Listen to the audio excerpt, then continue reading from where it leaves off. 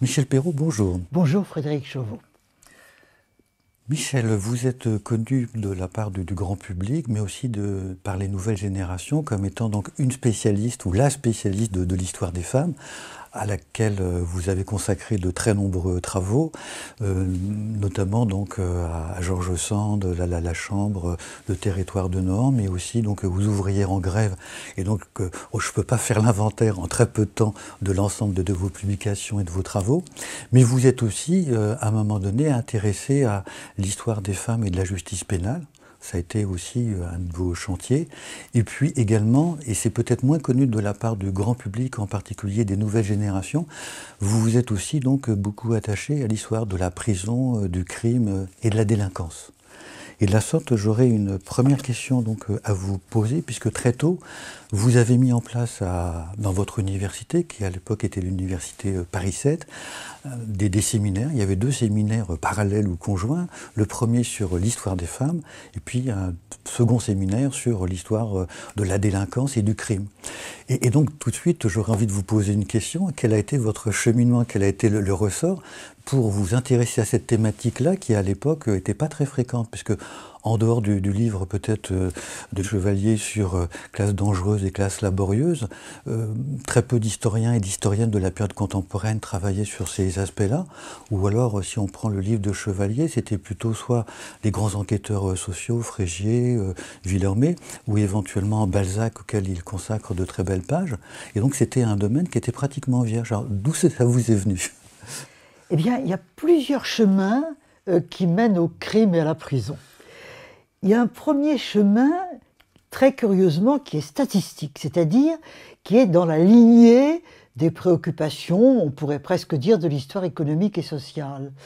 Et c'était très soutenu, curieusement peut-être, on ne le sait pas évidemment, par des chercheurs de l'INSEE, qui étaient très désireux que la statistique soit historique aussi, et qu'elle ne soit pas seulement sur des catégories économiques et sociales, mais pourquoi pas morales.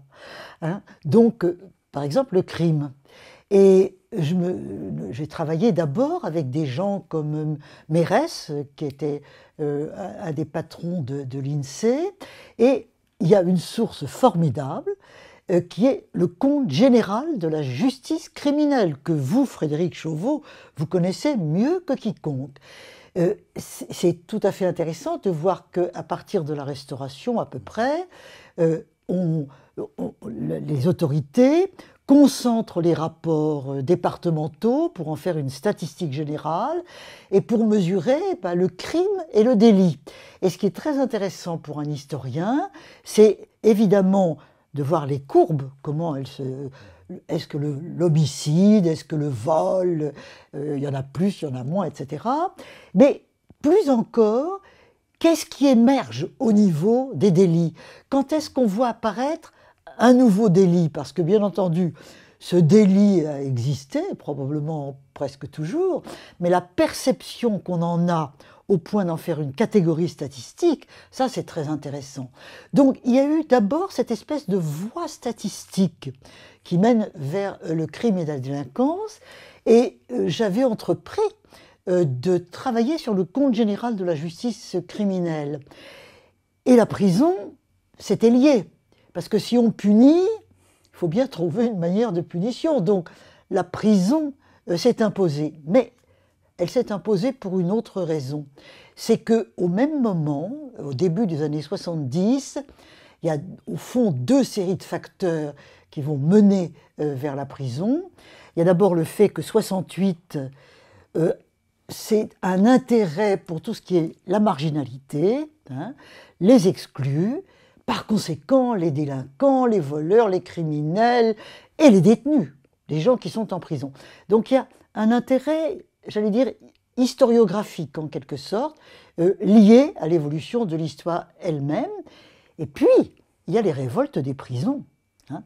Bien entendu, les générations d'aujourd'hui ne le savent pas, mais dans les années 70-75, il y a eu de grandes révoltes dans les prisons aux États-Unis et en France.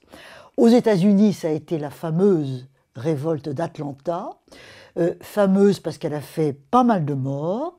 Et d'ailleurs, il n'y a pas très longtemps, il y a une exposition qui lui a été consacrée. Philippe Artière a fait un catalogue là-dessus. Bon, mais Atlanta, c'est loin, mais c'est près. Et il y a eu les révoltes françaises. Hein. Dans les années 71-72, il y a des révoltes très importantes qui partent des maisons d'arrêt et qui touchent les centrales, les maisons d'arrêt, un petit peu tout, Toul par exemple, et bien d'autres prisons, avec toutes sortes d'événements et du coup des journalistes. Hein, des journalistes qui vont sur place, enquêtent, découvrent la prison, et la prison oubliée devient un sujet de presse, de médias, d'opinion publique. C'est tout à fait intéressant. Et par conséquent, ça ne pouvait que renforcer les historiens dans leur intérêt historiographique pour la prison, qui devient un sujet d'actualité, hein, très important. Et puis alors, mais ça on va peut-être en parler plus longuement, en 1975, il y a le livre de Michel Foucault. Voilà, c'était la question que je voulais vous poser également, puisque quand le livre de Michel Foucault, Surveiller, punir, sort en 1975, il fait vraiment donc l'effet d'une déflagration. Et plusieurs collègues de cette époque-là, de ma génération aussi, quand ils ont découvert ce livre au cours de cette année-là, qui est sorti au début de l'année en réalité, ont passé une partie des grandes vacances à le lire, à le relire, à l'endroit, donc à l'envers, chapitre par chapitre, tellement ça avait été donc un étonnement. Et du coup, ça c'est quelque chose sur lequel vous n'êtes pas beaucoup revenu, c'est-à-dire vous-même quand vous avez découvert cet ouvrage-là, comment vous l'avez reçu? Et puis, si vous pouviez aussi nous dire quelques mots sur les effets ou la réception plus large du livre de Michel Foucault. Oui, j'ai découvert ce livre en gestation, en quelque sorte. Ça tient aussi à la manière dont j'ai rencontré Foucault. Hein. Il y avait eu en 1973, et c'est intéressant parce que ça montre que justement l'intérêt des sujets, le CNRS avait organisé un colloque, enfin des historiens du CNRS avaient organisé un colloque sur, je ne me souviens plus du titre exact, mais le sujet c'était le crime, la délinquance, justement, vous voyez, tous ces sujets-là. Et moi, étant donné que je travaillais un petit peu là-dessus, j'avais présenté une communication sur la délinquance et la prison au XIXe siècle. Voilà, c'était en 1973. Le colloque se passait à l'école normale supérieure, si je me souviens bien, et il n'y avait pas énormément de monde, 30 personnes. Vous savez, les colloques de l'époque, ce n'était pas des colloques avec des foules comme il y en a beaucoup plus maintenant, hein, comme vous à Poitiers, vous en réunissez beaucoup. Et dans l'assistance, il y avait Michel Foucault, très dans le fond de la salle, tout timide, tout... Bon, il était à l'école normale, il était chez lui, hein, absolument. Et je présente ma communication, et à la fin, il vient me voir et il me dit, écoutez, j'ai été très intéressé par votre communication, je m'intéresse beaucoup à ces questions, est-ce que ça vous ennuierait? J'ai vu que vous aviez un texte, pourriez-vous me le communiquer? Alors oui, bien évidemment. Alors je ne sais plus si j'avais un texte disponible, ce que je lui ai envoyé, vous savez, à cette époque-là, on n'avait pas d'ordinateur. Toujours est-il que je lui ai communiqué mon texte. Et alors ensuite, il m'a fait des remarques sur ce texte, et il m'a fait des remarques extrêmement intéressantes, qui m'ont d'ailleurs beaucoup troublée à l'époque. Il m'a dit, oui, c'est très très intéressant, enfin, ça c'était gentil, mais je ne suis pas tout à fait d'accord avec vous. Hein. Vous parlez d'échec de la prison, vous parlez d'échec de la prison, mais la prison, elle n'est pas faite pour échouer. Hein. La prison, ce sont les gens qui considèrent qu'elle échoue, mais en réalité, elle est un instrument du pouvoir. Hein.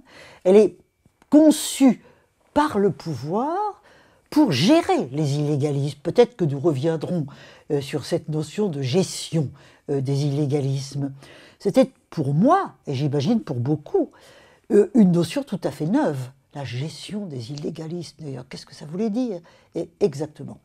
Toujours est-il que c'est ainsi que j'ai rencontré Michel Foucault, et je n'ai pas été surprise par la parution de son livre en 1975, puisqu'il m'avait dit qu'il était en train de le terminer.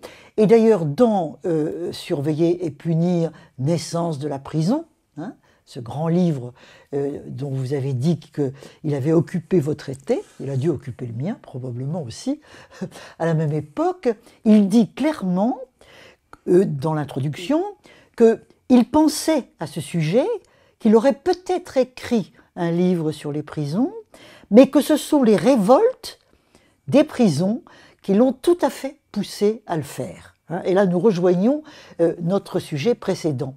Et il faut dire que, au moment de la révolte des prisons, peut-être pas Foucault lui-même d'ailleurs.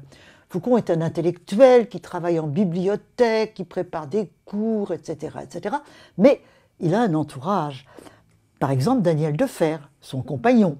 Et Daniel Defer, très vite, a compris l'importance sociale et politique peut-être du sujet, et il a alerté Foucault et beaucoup d'autres, Pierre Vidal-Naquet, Jacques Rancière et son épouse, et quantité d'autres. Hein. Et ces gens, pas très nombreux, une dizaine de personnes peut-être, ont formé un groupe hein, qui s'appelait le GIP, c'est-à-dire groupe d'information sur les prisons.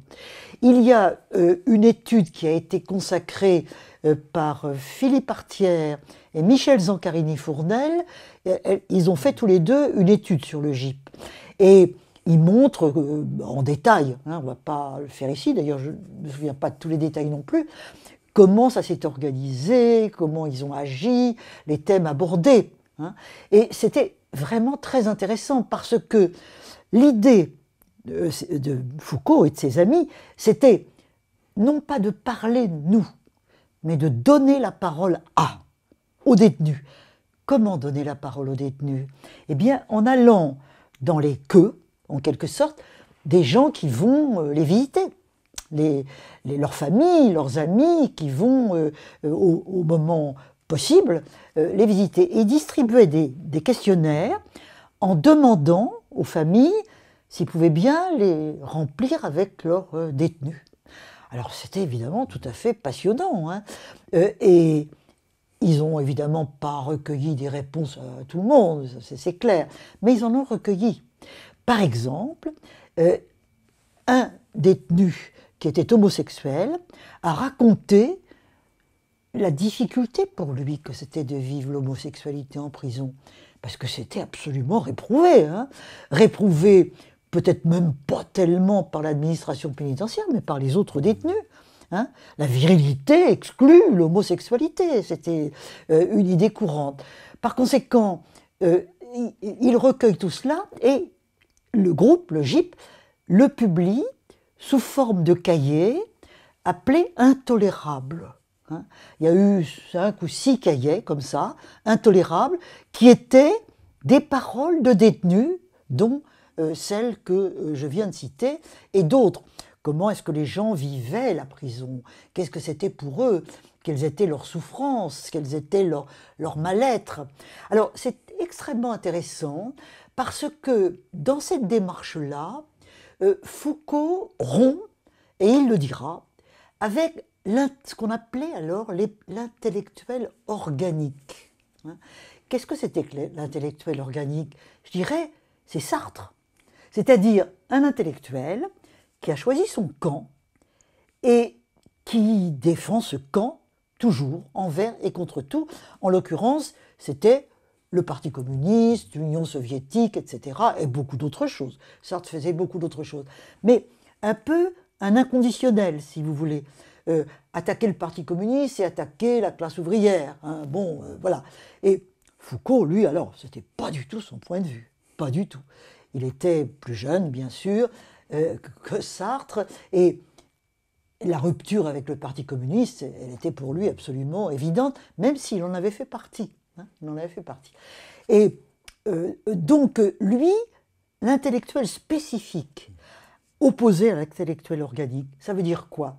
Ça veut dire qu'un intellectuel s'engage, l'engagement est très important pour Foucault, mais il s'engage sur des causes précises, hein, à des moments donnés, Ça ne veut pas dire qu'il y restera ad vitam aeternam.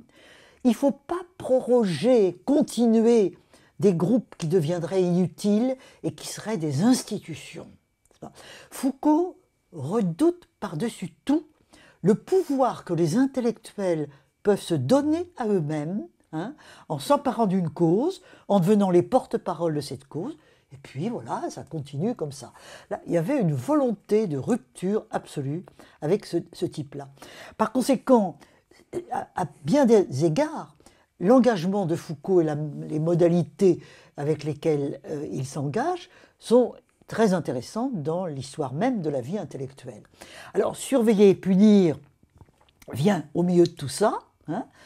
C'est le résultat de longue durée de la réflexion de Foucault sur le pouvoir et une analyse, il faut bien le noter, sur le XIXe siècle, alors que jusque-là, la folie, par exemple, c'était le XVIIIe.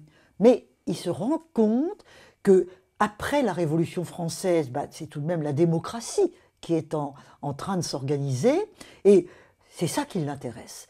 Comment est-ce qu'un régime démocratique, qui se dit démocratique, va faire avec le pouvoir?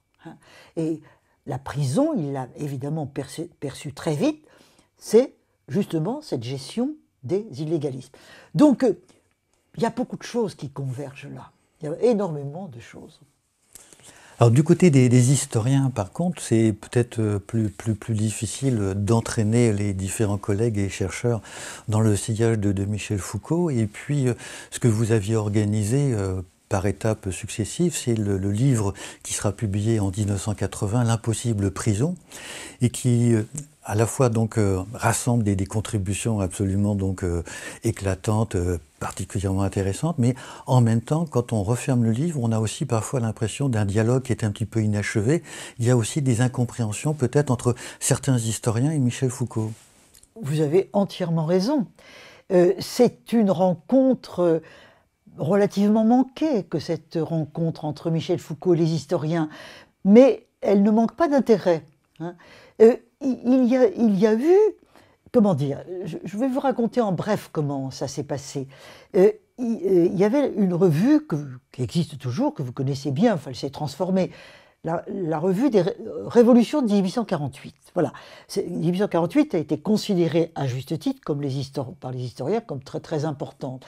Et autour de cette revue se regroupaient des historiens du social et du politique. Et il y avait cette revue publiée, et je faisais partie du comité de rédaction de cette revue. Alors, il y avait eu un jour une réunion, et qu'est-ce qu'on va faire? Alors, je me suis permis de dire, c'était tout à fait décontracté, on devrait faire un numéro sur les prisons. On devrait faire un numéro sur les prisons, puis il faudrait rendre compte du livre de Michel Foucault. Alors il y a discussion, c'était Maurice Agulon qui à ce moment-là présidait la Société de 1848. Discussion, échange, etc.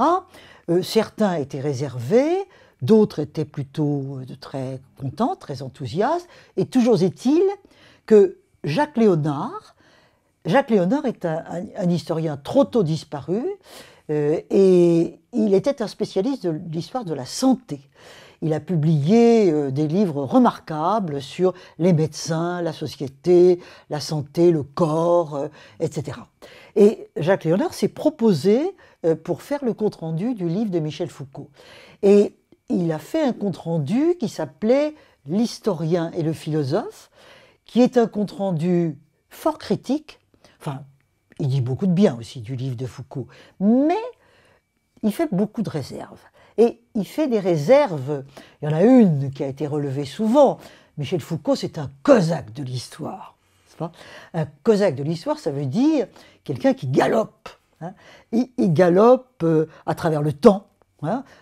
Les périodes, il ne se rend pas compte que des périodes, c'est des années, et il galope au-dessus de tout ça, il rapproche le 18e, le 19e, le 17e quelquefois, etc. Bon.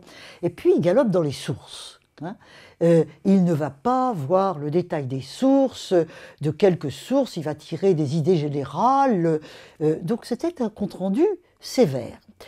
Ce compte-rendu a été communiqué à Michel Foucault je crois bien par mon intermédiaire. Parce que Michel Foucault, donc je le connaissais, hein. Donc je lui avais dit, vous savez, il va y avoir un compte-rendu de votre livre. Alors, il m'a dit, ça m'intéresse beaucoup, les historiens n'ont pas toujours manifesté beaucoup d'intérêt pour mes travaux, donc je serais très, très heureux. C'était d'ailleurs très curieux, parce que moi je ne m'attendais pas du tout à ce que cette sommité déjà qu'était Foucault soit, au fond, tellement content que les historiens s'intéressent à ça. Donc, je lui communique le texte et il dit « mais je voudrais répondre ». Ben, bien sûr, vous répondez. Et il répond par un texte qui s'appelle « La poussière et le nuage ». Tout le monde voit que la poussière, c'est l'historien, dans ses sources, dans ses archives. Le nuage, c'est le philosophe. Et d'ailleurs, on retrouve là, j'allais dire, l'humour de Foucault. Il se moque des historiens, mais il se moque aussi des philosophes. Par conséquent. Donc il a été décidé dans le comité de rédaction qu'on pourrait se réunir autour de ces deux textes-là, le texte de Léonard, le texte de Foucault, et puis il y aurait, pour faire un numéro, il faut quand même un peu plus que 2 interventions, donc il y aurait des communications de Arlette Farge, de Jean Lebrun, par exemple, bon, etc. Bon, peu importe. La rencontre a lieu. Elle a lieu à la Sorbonne. Elle a lieu avec les gens de la Société de 1848, par exemple. Maurice Agulon, président la séance. Il faut savoir que Maurice Agulon est un grand historien et son rôle était, il était professeur à la Sorbonne, donc c'était très, très important. Et Maurice Agulon était par ailleurs un ancien copain, on peut dire, collègue tout au moins, condisciple plutôt, de Michel Foucault à l'école normale supérieure, et tous les deux même avaient été ensemble au Parti communiste dans ces années.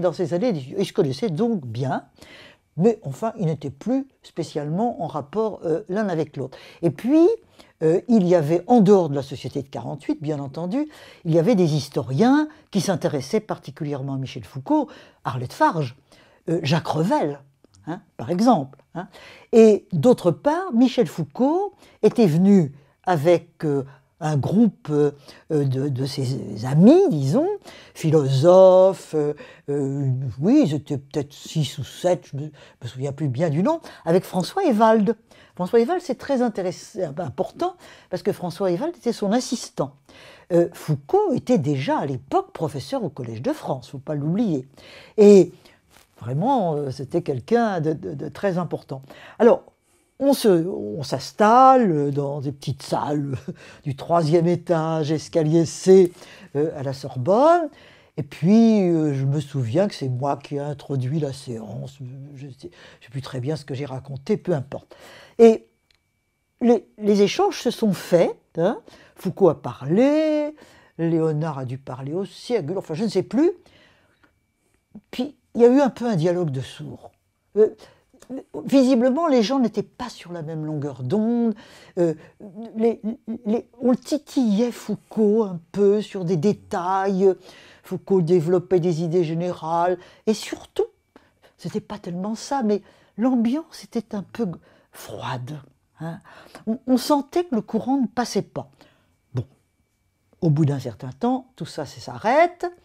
Et puis, ultérieurement, on décide de le publier, avec l'accord de Foucault, en enregistrant ses propos, etc., etc. Oui, on l'avait enregistré. On l'enregistrait déjà à l'époque. Bon, et ça met après un certain temps à être publié. Pourquoi ? Parce que ça a été très long à décrypter. C'était beaucoup plus lent qu'aujourd'hui, tout ça. Et puis, c'était compliqué parce que Maurice Agulon voulait faire une introduction, il l'a faite d'ailleurs, et quand Foucault a lu l'introduction de Maurice Agulon, il n'était pas content. Il a dit « Ah mais non, moi je ne peux pas accepter ça, il faut que je réponde ». Donc il a fait une postface qui est publiée dans le livre. Pourquoi ? C'est intéressant parce que justement on voit là aussi les problèmes que Foucault pouvait avoir avec les historiens. Maurice Agulon lui faisait le reproche de ne pas avoir compris les Lumières. Hein. Les Lumières, c'est un progrès. Et Foucault, au fond, considère que le progrès, c'est une notion construite, hein, et que il faut voir, Foucault dit, la construction du pouvoir, etc. Alors Maurice Agulon, lui, considère que de toute manière, les Lumières, la Révolution française, la République, c'est un progrès. Et il y a l'idée, qui sera reprise d'ailleurs littéralement, que Michel Foucault est un dangereux gauchiste. Ça, c'est pas Agulon qui le dit, hein, il ne le dit pas comme ça. Mais il y avait cette idée-là. Hein. Et Foucault a réagi évidemment de manière extrêmement vive devant cette critique. Il estimait que ce n'était pas du tout son propos. On avait l'air de le traiter un peu comme un homme à droite, catalogué à droite. Il ne se sentait pas du tout comme ça. Donc il a répondu, ça a posé des problèmes. Les deux personnes qui à ce moment-là ont joué le rôle principal pour la publication, c'est François Ewald et moi. Hein. François Ewald côté Michel Foucault, moi du côté des historiens, on faisait un peu le go-between. Et puis alors il y a aussi un autre aspect qui est un petit peu amusant, c'est que moi je travaillais avec les éditions du Seuil surtout, donc j'avais proposé cela au Seuil. Le Seuil était ravi à voir Michel Foucault, alors que toute l'œuvre de Foucault était publiée chez Gallimard. Donc il y avait aussi des histoires d'éditeurs, mais Michel Foucault a toujours refusé que son nom soit sur la couverture. Hein. Il n'a jamais voulu. Les éditions du Seuil ont été un peu déçues, parce que ça a été sous mon nom, qui était beaucoup moins intéressant pour eux. Donc c'est comme ça que ça a été publié. Vous avez parlé de l'impossible prison. Voilà, le livre est paru en 80. Hein. Il avait fallu quand même du temps pour réaliser tout ça. Alors, le titre, l'impossible prison, peut paraître bizarre. C'est moi qui l'ai proposé. Je l'ai proposé, évidemment, d'abord à Michel Foucault, à Maurice Agulon aussi, bien sûr. Agulon, il n'y voyait aucun inconvénient. Et Foucault, je me souviens encore, vous savez, il y avait le rire de Foucault. Hein. Et quand je lui ai l'impossible prison, il riait. Il me disait, mais là, elle n'est pas impossible, elle existe. Je lui dis, oui, mais elle est impossible aussi, hein, impossible à vivre. Oui, il me dit, vous avez raison, c'est un bon titre, on prend ce titre-là. Voilà, c'est comme ça que l'impossible prison, histoire d'une rencontre un peu manquée entre Michel Foucault et les historiens, voilà comment ça s'est passé. Je voudrais quand même dire encore une chose, c'est que cette rencontre a servi tout de même, me semble-t-il, à Michel Foucault pour préciser sa position de philosophe par rapport à l'histoire. Et il l'a fait justement dans sa postface, qui a été reprise dans les Dits et Écrits, et qui est tout à fait intéressante, et où il dit, d'accord, je ne suis pas un historien, hein, humilité, je suis un philosophe qui traite d'objets d'histoire. Et il explique la différence qu'il peut en effet y avoir entre la démarche d'un historien et la démarche d'un philosophe, enfin qui sont quand même pas contradictoires. Alors effectivement, en 1975, un autre livre avait été publié, c'est celui de Pierre Deillon, qui est passé presque inaperçu à ce moment-là à cause de l'impact de Surveiller et punir. Et puis après, d'autres historiens sous votre tutelle ont progressé, ont fait une plongée dans les archives, ont fait le travail de poussière qui avait été moqué un petit peu par Michel Foucault, et notamment donc Jacques-Guy Petit qui a fait quand même un ouvrage qui reste une somme, qui est indépassable, intitulé « Ces peines obscures ». Et du coup, est-ce que vous pourriez nous dire un petit peu maintenant quelle est un petit peu les différences d'approche et de dialogue qui se poursuit donc entre ces deux visions de l'histoire de la prison et de son évolution?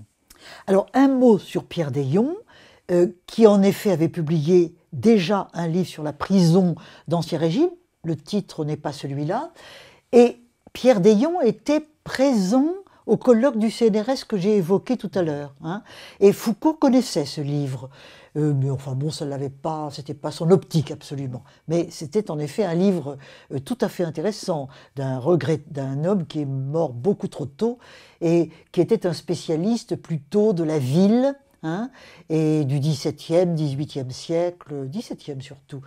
C'était ça qui était important. Alors, à partir des années, en effet, 70, 75, beaucoup de travaux s'engagent sur les prisons, dont le grand travail de Jacques-Guy Petit, qui est professeur émérite maintenant à l'université d'Angers, et c'est moi qui lui ai proposé le sujet, hein, et il avait déjà fait un doctorat de 3e cycle, comme on faisait à l'époque, hein, et voilà, alors il s'est engagé là-dedans, et ça a été formidable, parce que, à cette époque-là, les séries F, je ne sais plus combien, de les archives nationales sur les prisons n'avaient pas été regardées, ou vraiment très très peu, et lui a dépouillé tout cela. Il a regardé également dans les archives départementales les séries relatives aux prisons, et il est devenu le grand spécialiste de la prison du 19e, avec ce livre formidable qui s'appelle « Ces peines obscures, la prison pénale en France au XIXe siècle ». Il prend d'ailleurs juste avant la Révolution française, jusqu'en 1875. C'est un gros livre qui est paru en 1986, je crois, quelque chose comme ça. Hein, c'est pas loin de ça. Et c'est vraiment un livre remarquable. Avant ce livre, Jacques-Guy Petit avait organisé un colloque à Fontevraud, pas bien loin d'Angers, où il était déjà enseignant, qui s'appelle « La prison, le bagne, l'histoire ». C'est un colloque extrêmement intéressant, qui est paru, il faudra vérifier les dates exactes de parution, mais évidemment avant son livre, en 86 ou quelque chose comme ça, et c'est un excellent colloque, hein. Je l'ai ressorti de ma bibliothèque pour le regarder. D'abord, Jacques-Guy Petit a déjà beaucoup avancé dans ses travaux, donc il parle beaucoup de tout cela. Il y a Michael Ignatieff, qui est un historien anglais très brillant, qui a fait une très brillante carrière, qui intervient aussi. Je ne peux pas tout citer, mais Claudie Le Cellier, qui travaillait avec moi sur les femmes en prison, ce qui montre qu'il y avait des travaux de toutes sortes, donne un excellent article sur les femmes en prison au XIXe siècle, qui, à ma connaissance, n'a pas été beaucoup dépassé depuis ce temps-là. Et puis, Léonard, les Castans. Il ne faut pas oublier le couple Castan, ils étaient professeurs à Toulouse et spécialistes de l'Ancien Régime, et ils avaient beaucoup publié sur la criminalité sous l'Ancien Régime. C'était vraiment des très grands spécialistes. Donc, c'est un très très bon colloque qu'on a intérêt à relire aujourd'hui. Alors, le livre de Jacques-Guy Petit, c'était quand même formidable. Et il a beaucoup plu à quelqu'un dont nous allons certainement parler dans un instant, Robert Badinter. Robert Badinter, avec lequel je travaillais à cette époque-là, on va voir comment et pourquoi sans doute, me dit, mais voilà, c'est formidable, c'est vraiment, il faudrait que ce livre soit distingué. Or, à ce moment-là, ce sont les années Mitterrand, il y avait l'Assemblée nationale avait décidé de donner un prix d'histoire. Et il y avait un comité d'historiens et de non-historiens, il y avait des journalistes également, chargés de sélectionner le prix. Bon, je passe sur les détails, mais on a proposé, je faisais partie de ce comité, donc j'ai proposé le livre de Jacques-Guy Petit qui a été plébiscité, et Jacques-Guy Petit a donc eu le prix de l'Assemblée nationale. Bon, je pense que Jacques-Guy Petit était très content, mais ce qui était surtout intéressant, c'est la jonction, au fond, entre une recherche historique et le monde politique. Hein, et c'est ce que Badinter souhaitait. C'est évidemment ce que Badinter souhaitait.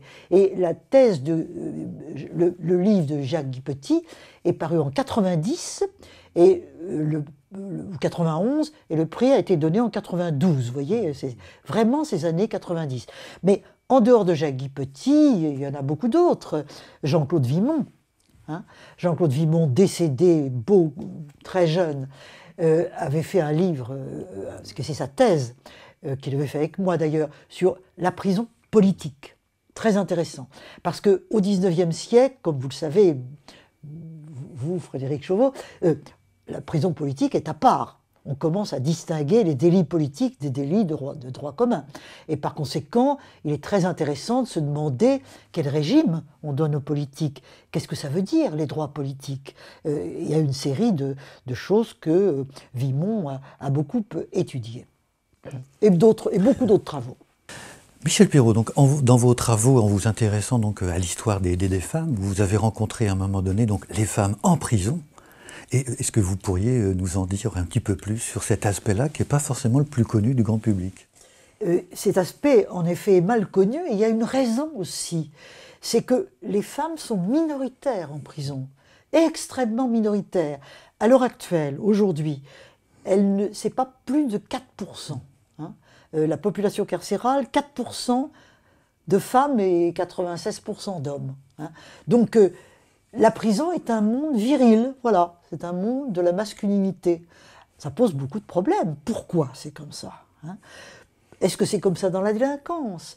Est-ce que c'est comme ça dans la manière dont la société, justement, fabrique la délinquance et juge?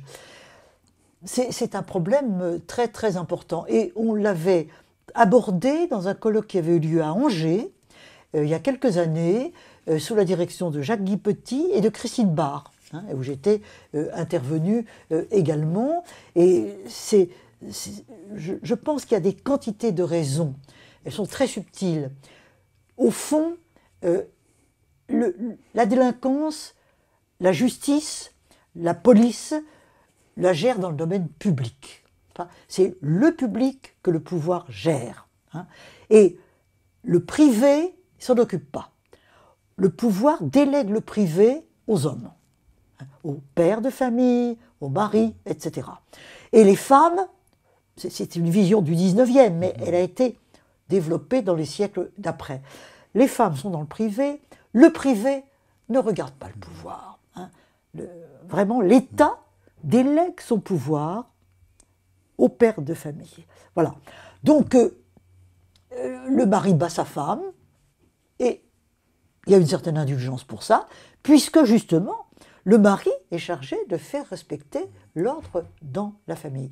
Donc, les femmes apparaissent très peu dans l'ordre public, dans la rue. Hein, dans la rue, elles sont très peu dans la délinquance de rue. Et par conséquent, la police les attrape rarement, sauf dans des cas, ça existe quand même, hein, mais malgré tout, c'est tout à fait minoritaire. Je pense que c'est la principale raison. Deuxièmement, la justice, les tribunaux ne veulent pas, ne tiennent pas à mettre des femmes en prison. Pourquoi? Parce que ces femmes sont des mères de famille. Hein, elles doivent s'occuper de leurs enfants. Si on les met en prison, que vont devenir les enfants? Qu'est-ce qu'on va faire? Donc, les juges manifestent parfois une relative indulgence pour les femmes, excepté quand les femmes vont complètement contre l'ordre maternel. Par exemple, une femme infanticide. Alors, une femme infanticide est très sévèrement punie. Hein. On peut même parfois considérer que c'est quelque chose de terrible, la punition des femmes infanticides. On a guillotiné dans la première moitié du 19e. Après, non, ça disparaît. Mais on a guillotiné des femmes sous la Restauration, surtout, même sous la monarchie de Juillet, pour infanticide. Hein. Donc, voilà. Donc, comment ça fonctionne pour les femmes me paraît en effet quelque chose d'intéressant dans le domaine du genre. Hein. La différence des sexes, c'est vraiment au niveau délinquance, prison. Ensuite, la prison aussi, c'est intéressant. Claudie Le Cellier l'a étudié dans un article sur un colloque qui a eu lieu à Fontevraud. Pendant très longtemps, ça a été les religieuses. Hein, parce que la prison a... L'organisation de la prison, au point de départ, on n'a pas de moyens. Donc on va puiser dans ceux qui font l'ordre habituellement. Les militaires pour les hommes, ça a été pendant longtemps des soldats qui ont fait l'ordre dans les prisons, les religieuses pour les femmes. Et pour les femmes, ça a continué très longtemps. très très très longtemps. Et il y a même encore 20 ans, je pense, il y avait encore des religieuses dans les prisons de femmes. Il n'y a plus beaucoup de prisons de femmes aujourd'hui. Enfin, il y a des femmes emprisonnées dans certaines prisons d'hommes pendant un certain temps. Mais la grande prison de femmes, c'est Rennes maintenant. Hein. C'est vraiment la grande centrale pour les femmes. Et étudier, voir comment elles sont traitées, c'est un sujet important. Alors que dans l'imaginaire du 19e siècle, la grande prison de femmes, celle qui est connue, voilà, qui traverse comme ça les différentes colonnes, c'est Saint-Lazare. Bien sûr. La prison Saint-Lazare est une prison parisienne qui est abolie maintenant. Il y a maintenant une médiathèque, très belle médiathèque. Je conseille d'ailleurs d'y aller parce qu'ils ont conservé quand même des éléments de la prison du 19e, par exemple la chapelle. Hein. Et c'était une prison qui était pour les femmes délinquantes. On y trouvait des voleuses, on y trouvait oui, enfin tous les petits délits des femmes au 19e, et on y trouvait les prostituées qui n'avaient pas de carte, les insoumises, comme on disait. C'est-à-dire les femmes que la police prenait à Paris, qui n'étaient pas en règle, qui n'avaient pas de carte, parce que la prostitution est tout à fait tolérée à Paris. Donc si on a une carte, la police dit rien du tout. Mais si vous n'avez pas de carte, alors on vous emmène à Saint-Lazare et on fait surtout une visite médicale. Parce que, entre autres, une visite médicale, parce que la grande crainte, c'était la syphilis. Hein. Les prostituées vont propager la syphilis parmi tous leurs clients, etc. etc. Donc il faut les contrôler, et surtout si elles sont insoumises. Si elles sont insoumises, alors là, vraiment, elles n'ont pas eu de contrôle médical. Voilà. Donc on trouvait tout ce monde-là dans la prison Saint-Lazare, y compris les insurgés politiques. Louise Michel, qui a été, après la Commune, envoyée en Nouvelle-Calédonie, elle est entrée en France, libre, etc. Mais c'était une mauvaise tête.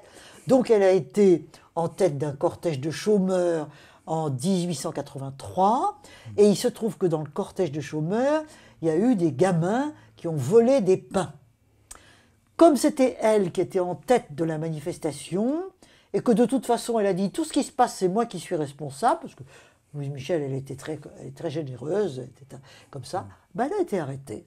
Elle a été envoyée à Saint-Lazare, où elle est restée assez longtemps, hein, plusieurs mois. Et on a d'ailleurs une correspondance d'elle avec sa mère, parce que c'était son grand souci. Elle avait deux grands soucis, Louise Michel, sa mère et ses chats. Donc, il y a une correspondance de Louise Michel emprisonnée à Saint-Lazare. En effet, c'est une prison passionnante, très intéressante parce qu'il y a eu une philanthropie qui s'est développée autour de Saint-Lazare. Une philanthropie protestante surtout. Hein. Les protestantes étaient très très attentives aux femmes emprisonnées et notamment aux prostituées. Et elles disaient nos sœurs perdues, hein, nos sœurs perdues qu'on va pouvoir réintégrer dans la société. Il y avait une espèce de solidarité protestante avec ces femmes incarcérées. Merci pour tous ces éclairages. Alors peut-être pour continuer, Michel Foucault décède en 84. Et à ce moment-là, on voit une sorte de succession ou d'héritage ou de legs.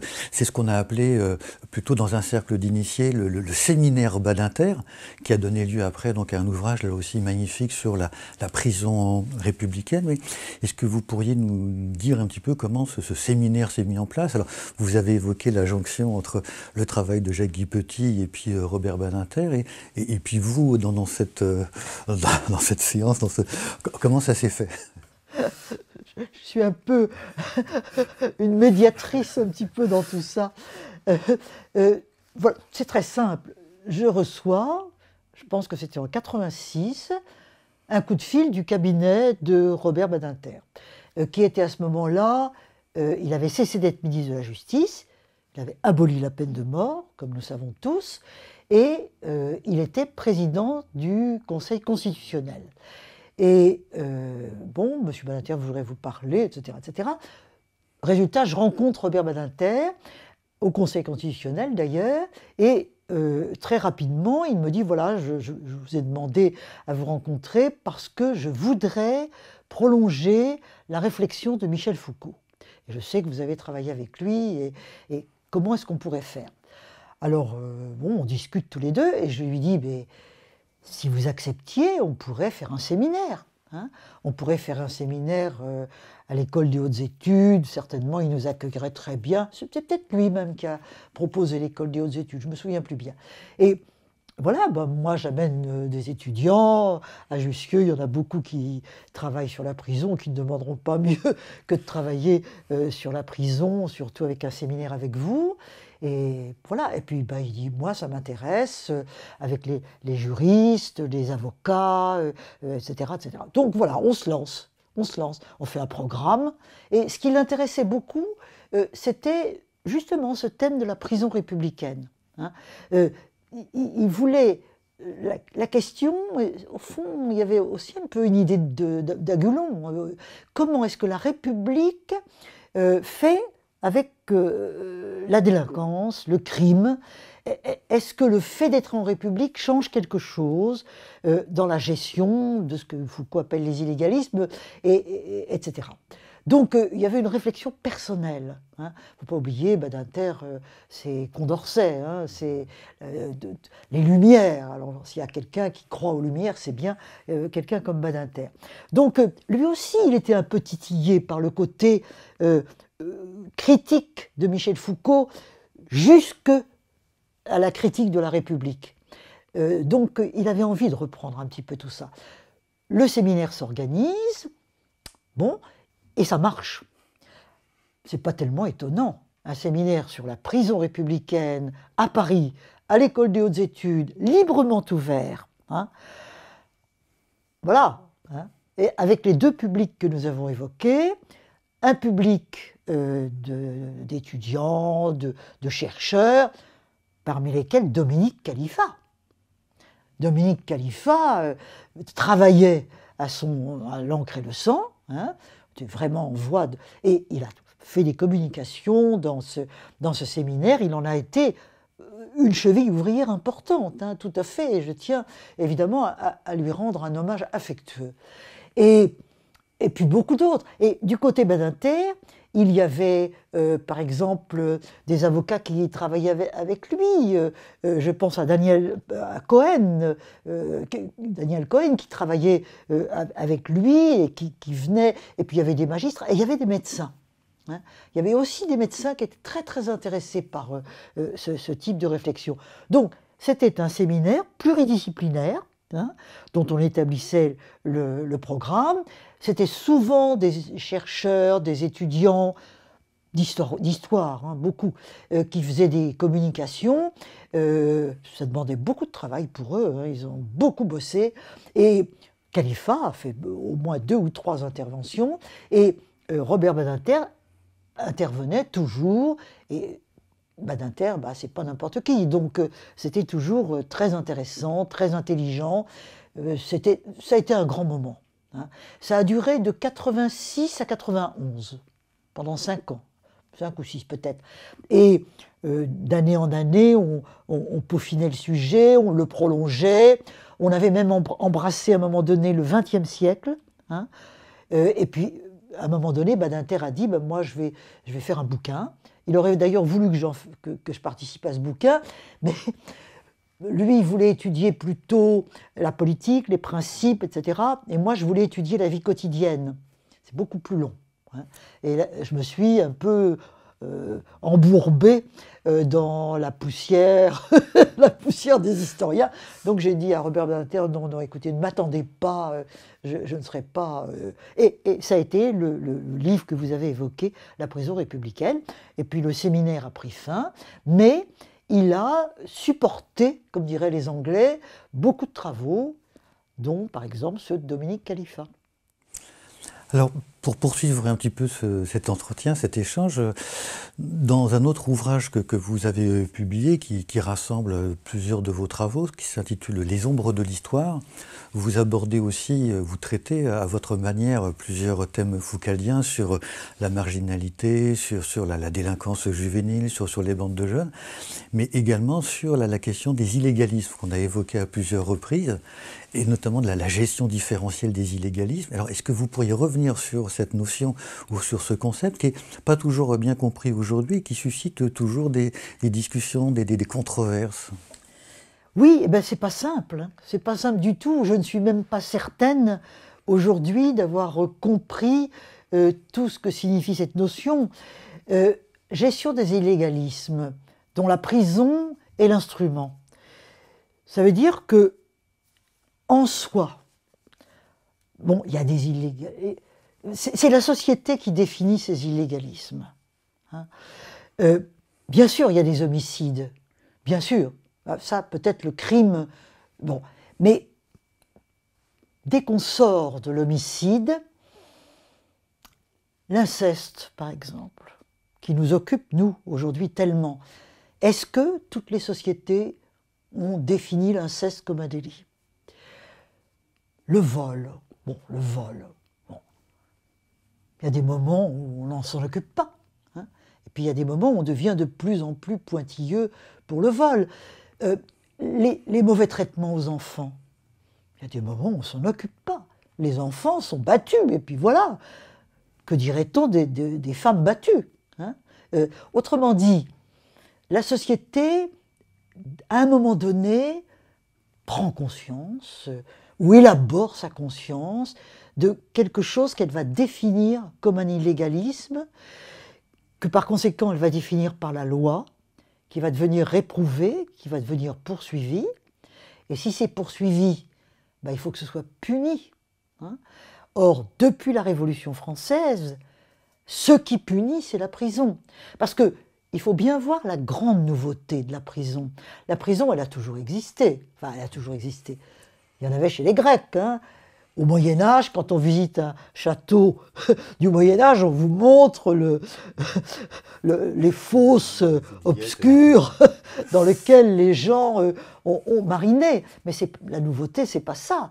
La nouveauté, c'est qu'on définit la peine en jours de prison. Et ça, c'est la grande innovation de la Révolution française. La Révolution française a balayé les coutumes. On punissait différemment selon qu'on était au nord ou au midi. On fait une peine égale sur tout le territoire. Vous faites tel type de vol, vous avez tant de jours de prison. Vous faites tel type d'attentat à la pudeur, que sais-je, tant de jours de prison. Et après, eh ben, vous punissez les gens en les enfermant. Par conséquent, la prison, par la Révolution française, aussi aux États-Unis, en Angleterre, hein, il y avait la même réflexion dans ces pays-là. Mais dans le monde occidental, la prison est devenue un instrument majeur de gestion des illégalismes. Et par conséquent, les bâtiments de la prison, le régime de la prison, c'est devenu quelque chose d'absolument fondamental.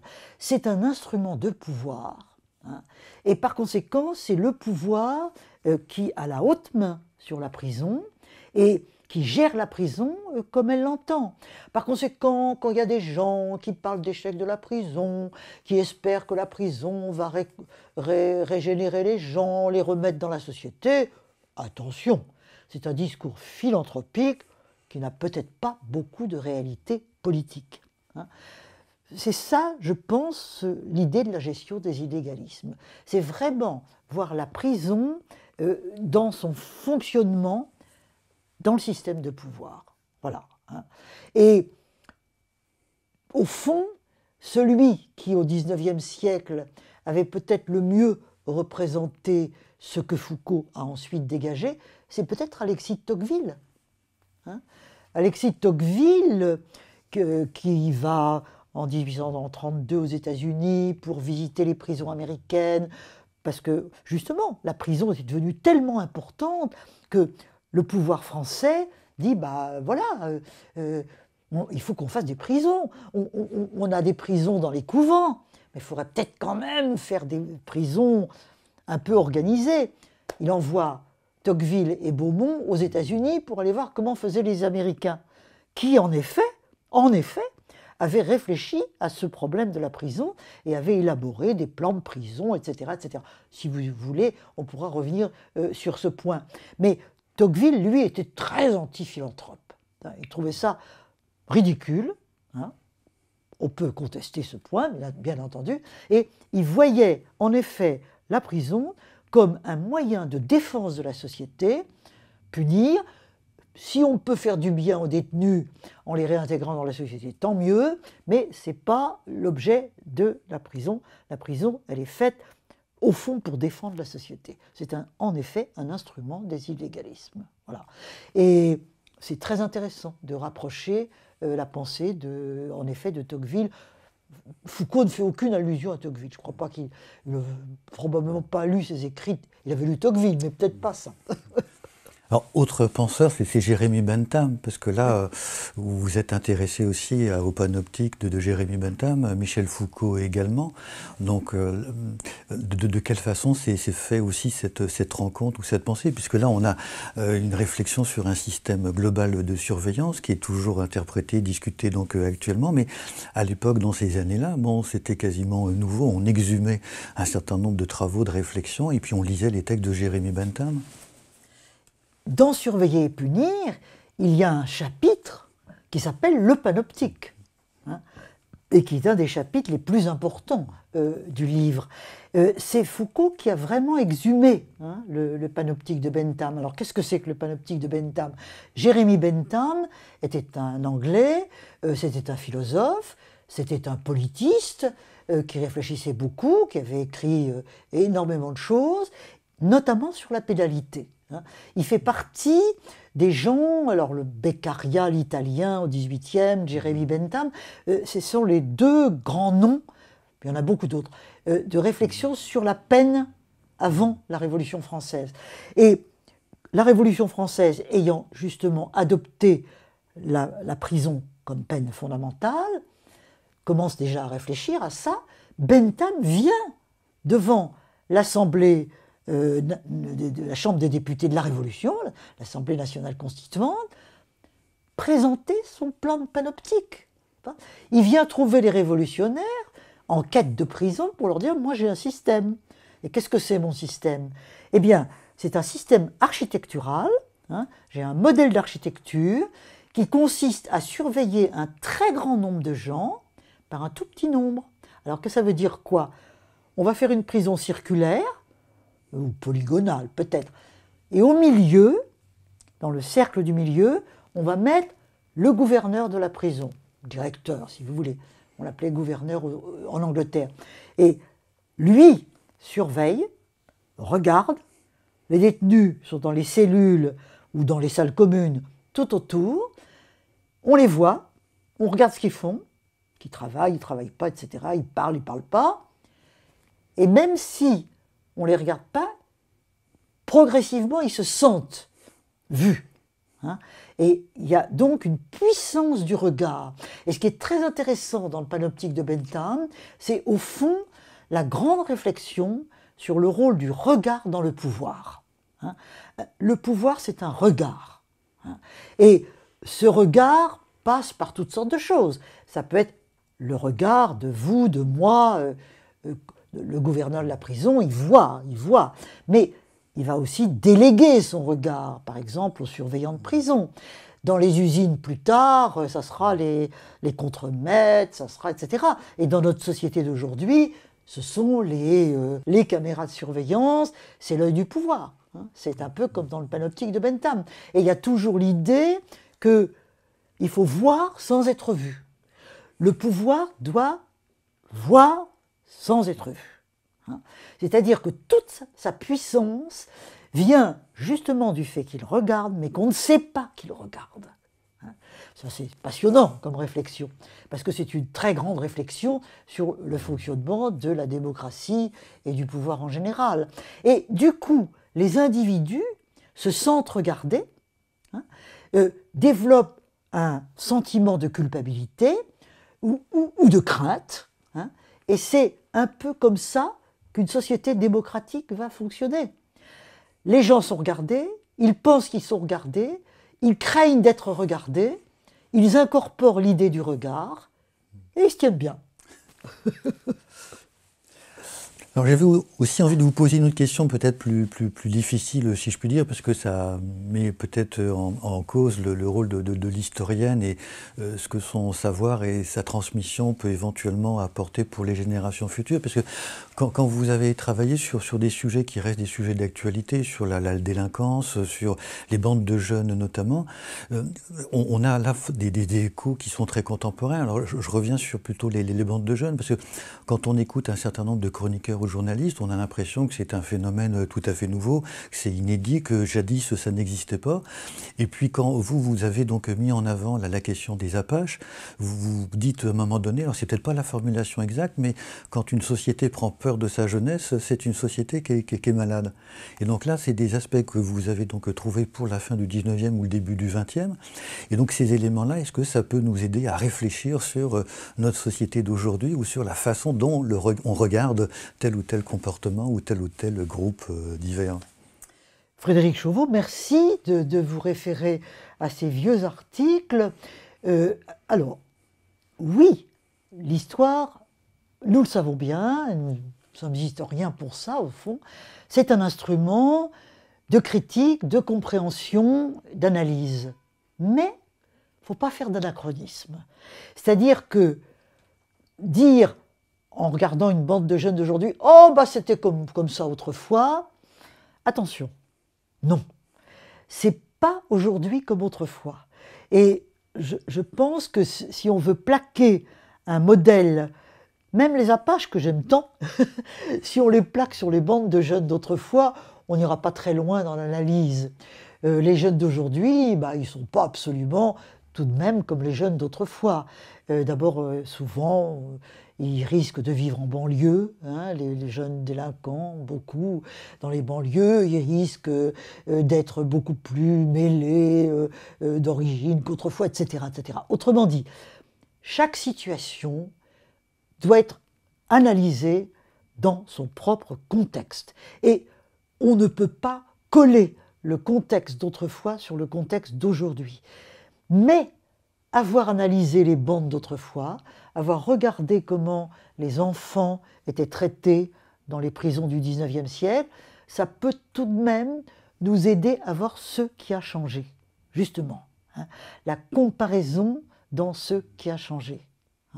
Je crois que là, l'histoire peut en effet être très utile. Merci. Alors j'aimerais peut-être pour terminer cet entretien qu'on revienne sur la prison et sur ce que vous avez évoqué tout à l'heure, sur l'échec supposé de la prison ou non, puisque un certain nombre de travaux plus contemporains sont actuellement donc disponibles et insistent sur le fait que la prison donc finalement ne remplit pas le rôle annoncé officiellement, c'est-à-dire ça ne permet pas de rendre un citoyen ou une citoyenne à la société. Et Michel Foucault, comme vous l'avez évoqué tout à l'heure, en disant non, puisque comme on a choisi finalement un certain nombre de catégories de délinquants, la prison remplit son office. Alors là, par rapport à la situation très contemporaine où là, la France a été condamnée par la justice européenne à plusieurs reprises avec l'engorgement des prisons. Donc ça revient véritablement à une question d'actualité, même si globalement ça n'intéresse pas grand monde, puisque si on regarde le traitement médiatique, il y a très peu d'articles. En réalité, il y a une sorte de désintérêt parce que ça frappe pas. C'est pas une question qui frappe à la porte, mais voilà. Tous ces travaux sur la prison, est-ce que ça peut finalement donc éclairer, là peut-être sans anachronisme, des questions très contemporaines? Oui, là, en effet, Frédéric Chauveau, là où vous avez entièrement raison, c'est, par exemple, la prison, elle est un objet du pouvoir, on l'a dit, mais elle est un objet maltraité, toujours très maltraité. C'est-à-dire que dès qu'il y a une discussion budgétaire, comme toujours, il n'y a jamais assez d'argent, bien entendu, on rogne toujours là-dessus. Hein. Les prisons sont vraiment les mal-aimés, peut-être surtout en France. Hein. Vous l'avez dit, la France a été condamnée pour la surpopulation carcérale. Il y a actuellement en France une surpopulation carcérale considérable. hein, je n'ai plus les chiffres en tête, mais c'est de l'ordre de 130, 140%, avec une différence entre les centrales. Les centrales, ce sont pour les grandes peines, hein, les longues peines. Et là, il y a moins de monde. Hein. Donc ça se gère à la limite un peu mieux. Par contre, les maisons d'arrêt, hein, qui sont celles où il y a les prévenus et où il y a les courtes peines, sont des prisons surpeuplées, où aujourd'hui, dans une cellule, surtout à Paris et dans la région parisienne, vous avez 3 personnes où il devrait y en avoir une. Hein, quelquefois même bien davantage, d'où le manque d'hygiène totale, l'ennui, les disputes entre détenus, etc. Enfin, les mots les plus terribles. Oui, les prisons françaises sont dans une situation catastrophique. Et l'Observatoire international l'Observatoire international des prisons, et il y a aussi un Observatoire national des prisons qui publie une revue Dedans, Dehors, que je recommande, parce qu'elle publie beaucoup d'articles sur les prisons actuelles. C'est un effroi général devant les prisons. Hein. Donc, oui, la prison est toujours un objet mal aimé, hein, et mis de côté. Et donc là, il y a en effet beaucoup de choses à dire à ce sujet. Bien, merci Michel Perrault pour cet entretien. Et puis donc grâce à vous, voilà, on a pu comme ça donc voyager à travers l'histoire du crime et de la pénalité. Et puis pour les plus jeunes, ça offre plein de perspectives de travaux absolument passionnants donc et nécessaires. Merci à vous. Mais je voudrais vous remercier beaucoup et dire que vous ne m'avez pas attendu pour développer tous ces travaux et que vous-même, Frédéric Chauveau, vous avez beaucoup publié, davantage sur le crime, la délinquance, mais c'est fondamental dans tout ce qu'on a dit aujourd'hui. Et puis, votre université de Poitiers fait beaucoup de choses dans ce domaine. Donc c'est vous que je remercie.